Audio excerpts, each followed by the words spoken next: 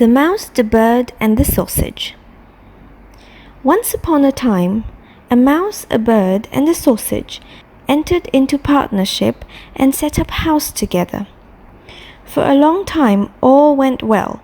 They lived in great comfort and prospered so far as to be able to add considerably to their stores. The bird's duty was to fly daily into the wood and bring in fuel.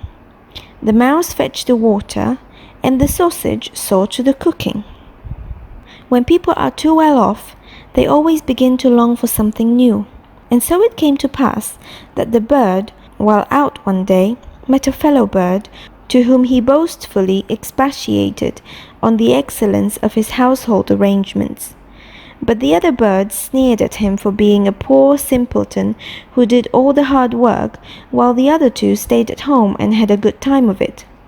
For when the mouse had made the fire and fetched in the water, she could retire into her little room and rest until it was time to set the table.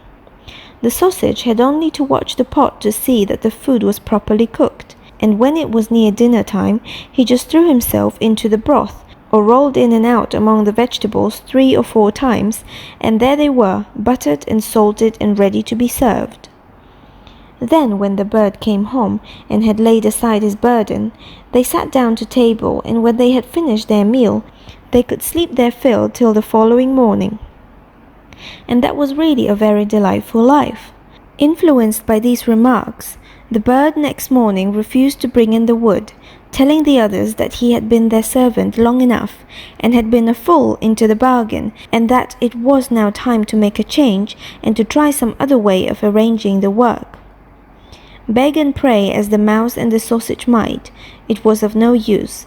The bird remained master of the situation, and the venture had to be made. They therefore drew lots, and it fell to the sausage to bring in the wood, to the mouse to cook, and to the bird to fetch the water.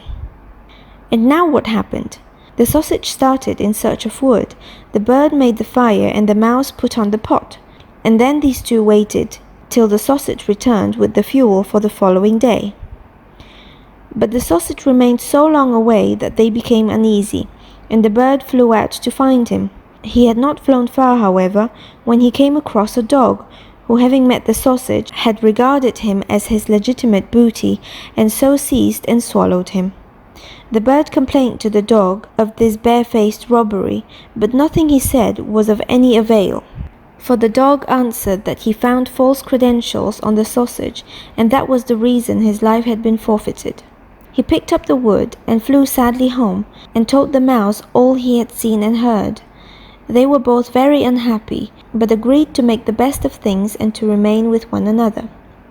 So now the bird set the table, and the mouse looked after the food, and wishing to prepare it in the same way as the sausage, by rolling in and out among the vegetables to salt and butter them, she jumped into the pot, but she stopped short long before she reached the bottom, having already parted not only with her skin and hair, but also with her life. Presently the bird came in and wanted to serve up the dinner, but he could nowhere see the cook.